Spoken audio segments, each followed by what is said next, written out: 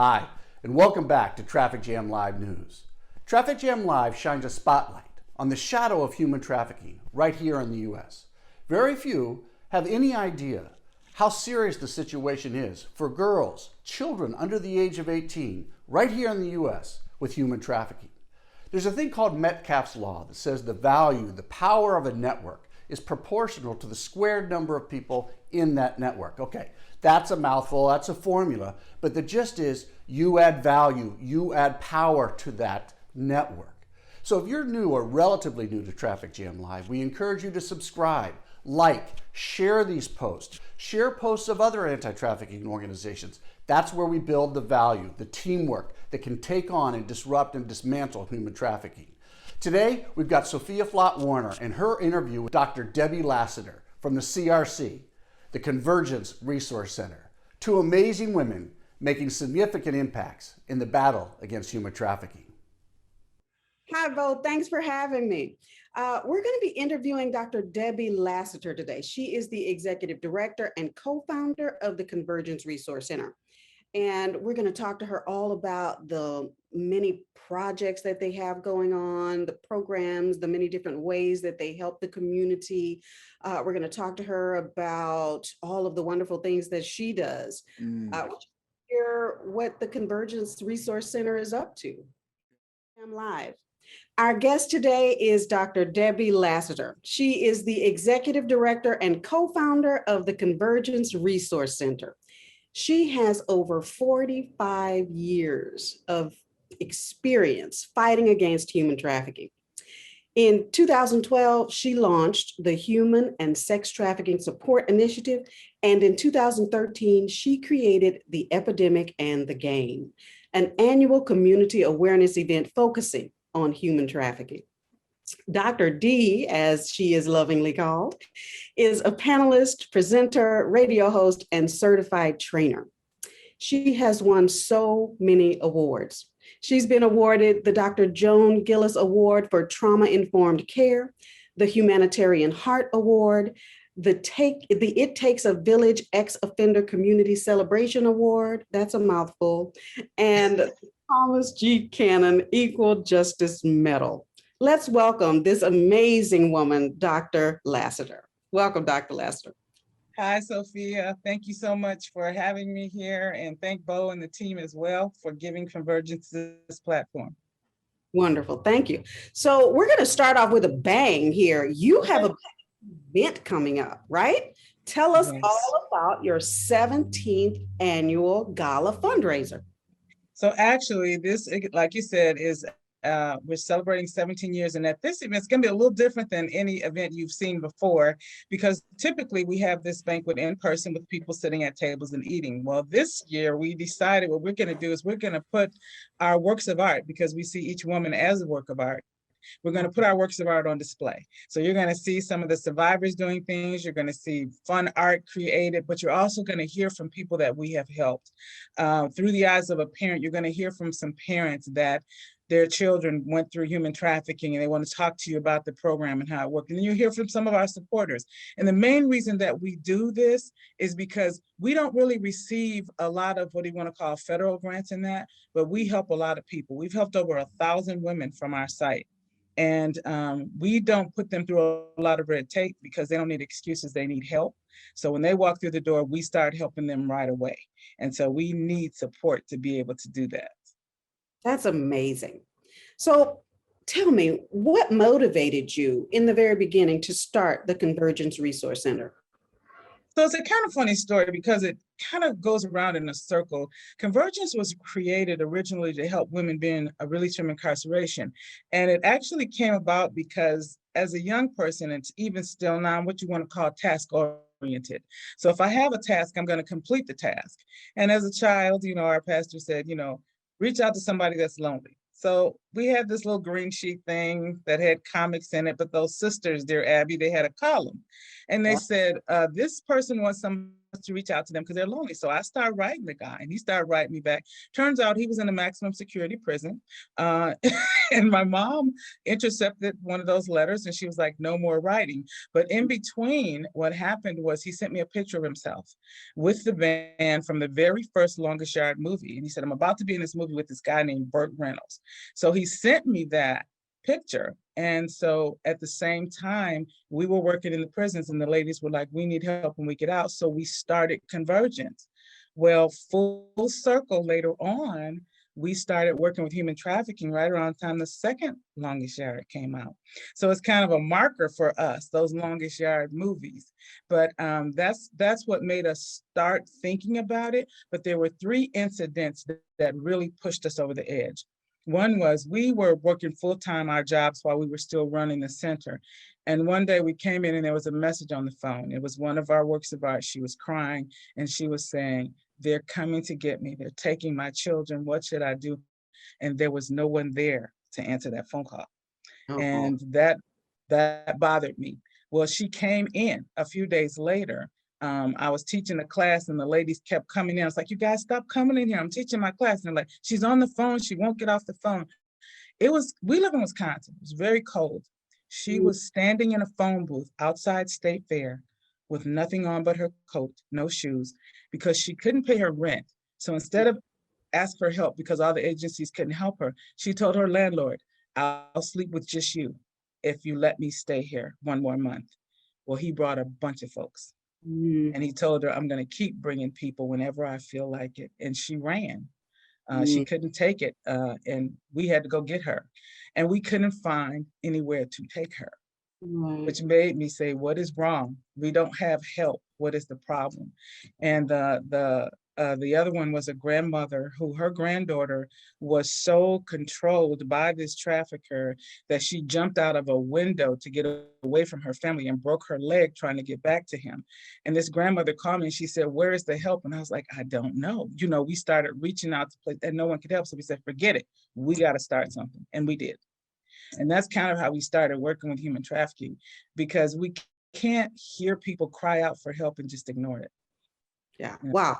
That's pretty amazing. Thank you for sharing that with us. I love it. Okay. So your organization offers a number of impressive programs. Tell me, do you find are currently having the most significant impact in the community? So I'll say that one of the ones, what we find is that survivors need a place to go. They need somewhere where they feel like they're contributing. So we have a program we started called Earn Survivor Support, where we use funding to help the survivor be able to report here 2 times a week, sometimes 3 times a week for at least 4 hours, and we pay them a stipend. And while they're receiving that stipend, however, it's not like any other job, because while you're here, you can still get your services, but we're going to train you how to do another job. And that program by itself has really allowed us to make a partnership with like Goodwill Industries so that they leave here going into a job. And so it's amazing because they tell us it has changed their life, because many of them were trafficked as children. They don't have the job skills other people have. You can't put them in a classroom and say, here, learn. And if they're struggling with dissociative identity disorder, they'll look at you and you think they're hearing everything you're saying, but their mind is like cotton.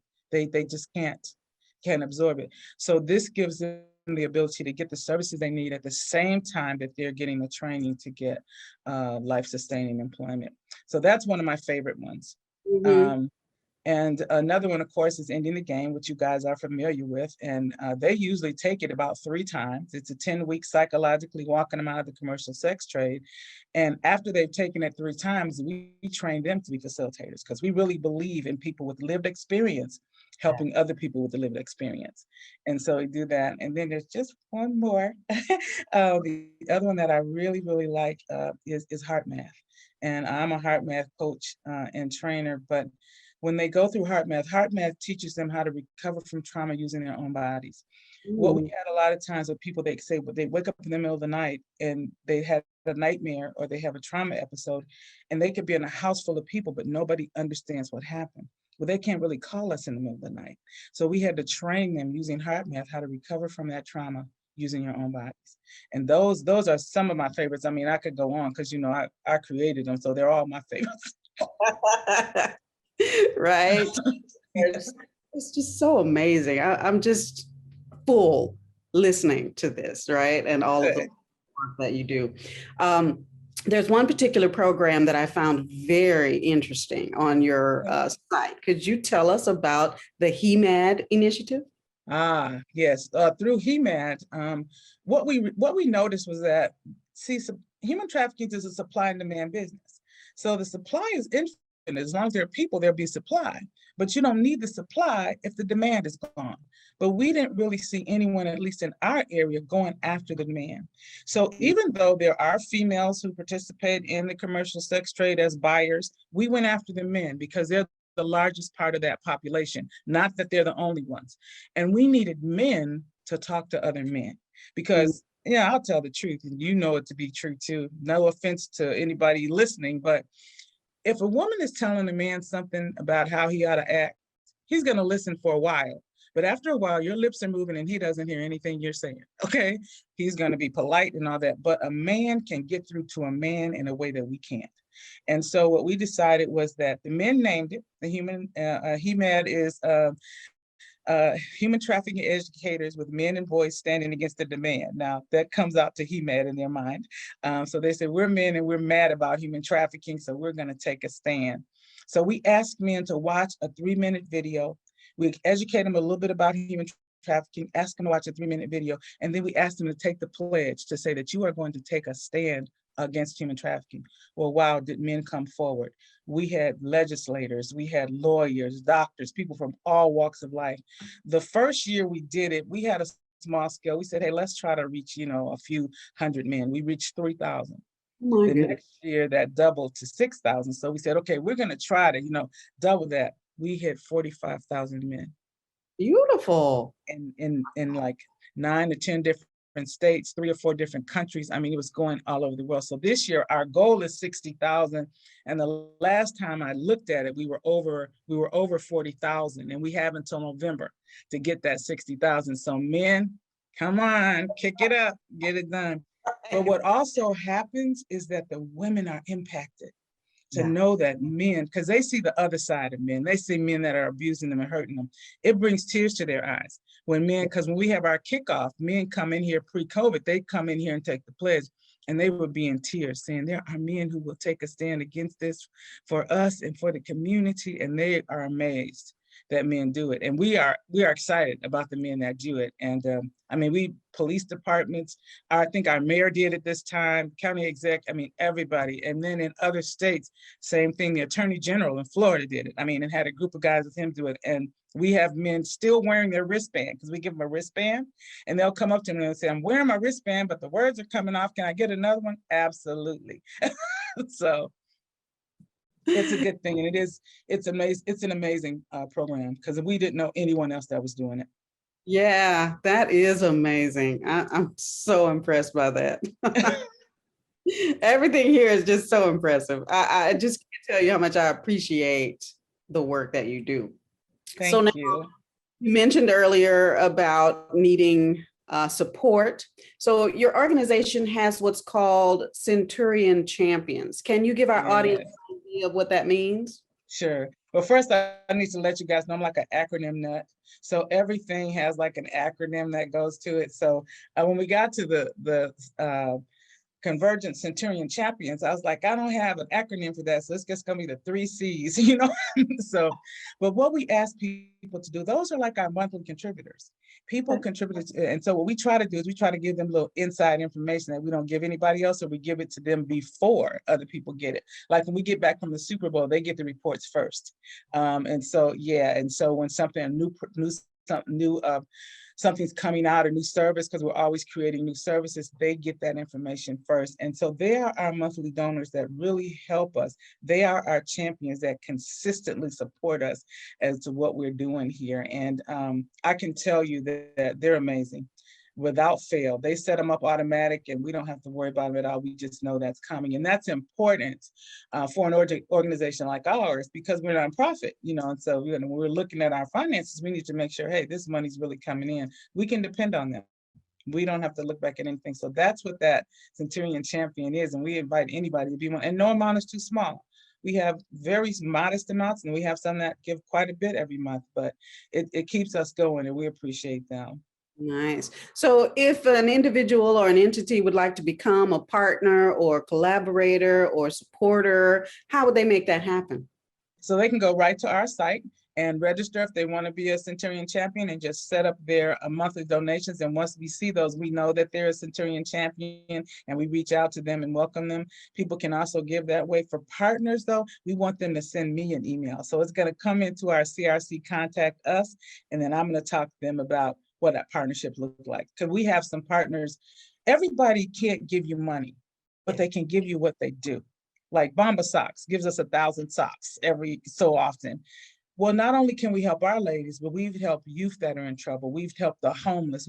So what a lot of people don't know about us is 10% of everything that we get, we help other organizations with. Because we believe that when we were small, and we were still small, but when we were smaller than we are now and people weren't helping us, we were using our own money. So we know that if you're a small organization, you're out there helping people, you're using your own money. We know it. So we want to help you. And so we reach out to help other organizations. So everything you give us is not only helping us, but it's helping the rest of the community as well. That's amazing. Now, we know that you are a bubbly, wonderful personality. Tell us all about Triumph Rising, your radio show. If you would have asked me a few years ago if I was going to be a radio host, I would be like, no way I'm going to do that. But someone had me on their show. And after I got off their show, the people start sending me into the radio station, like, why doesn't she have her own show? So we have a show, it's very short, it's like 15 minutes, but we focus on human trafficking and making the community aware of what's going on from the labor side as well as the sex side.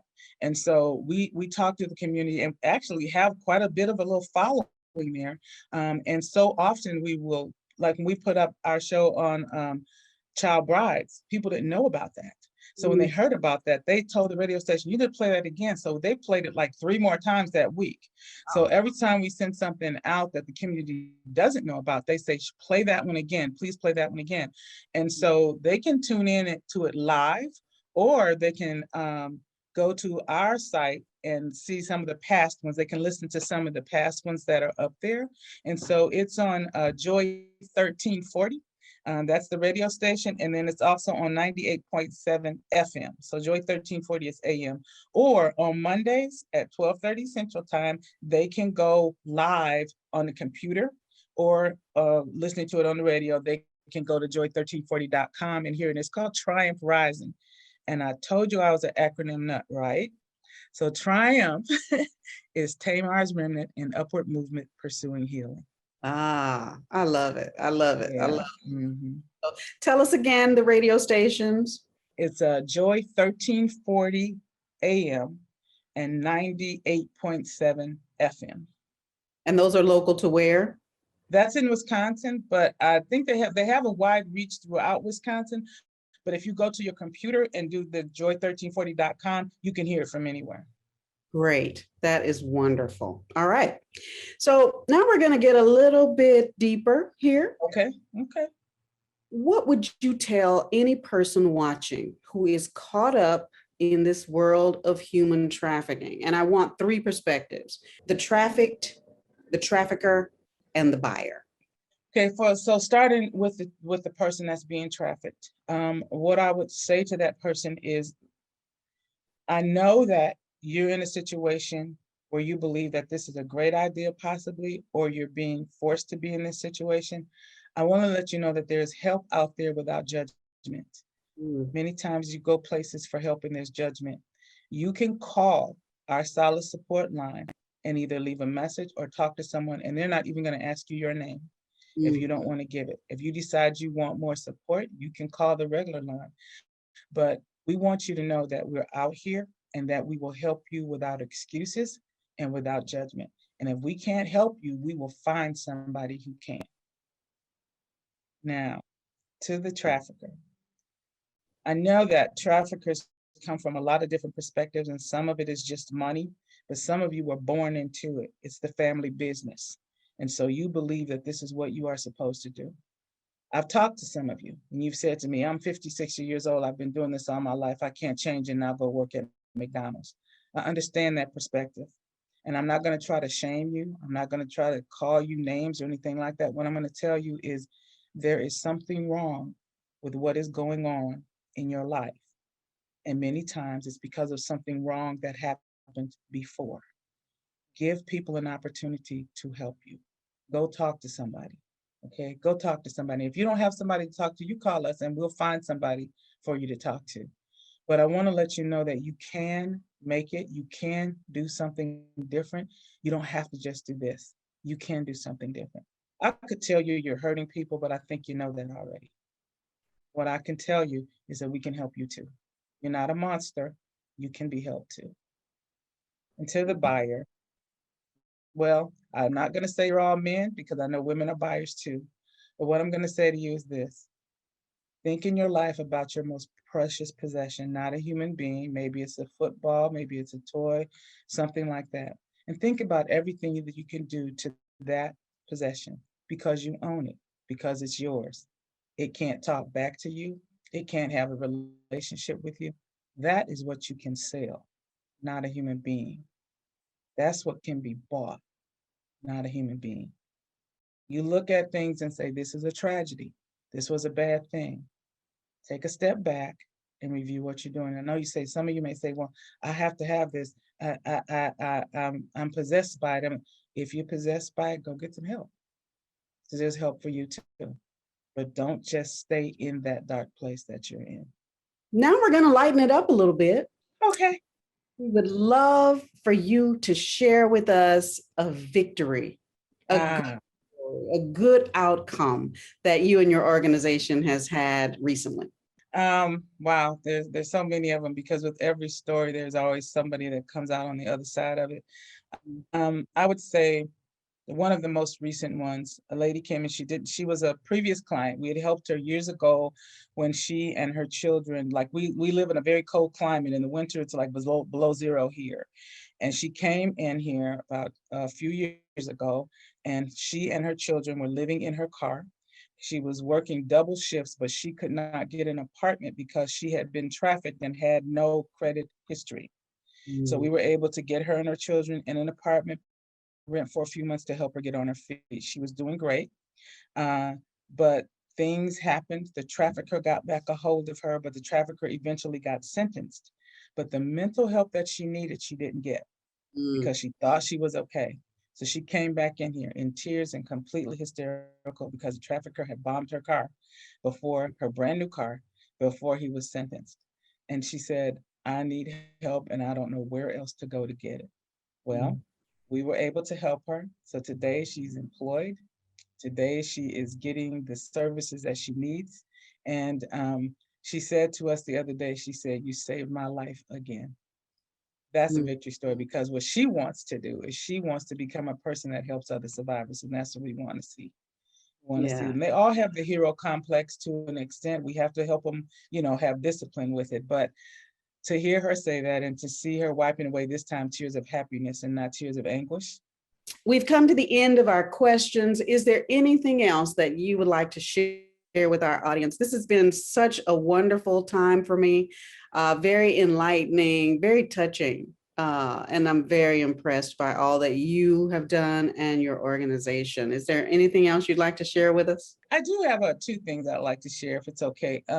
One is one of the problems that we see often is people, because it's kind of a buzzword right now, they kind of hang out their shingle and say we're human trafficking service providers, but they haven't been trained. And that is something that survivors say to us over and over again. We had a woman one time, we always have our places where security, you can't just walk in here. And at the place we were at right before this, one of the ladies walked in, and when she walked in, you couldn't see her face because she had her head down.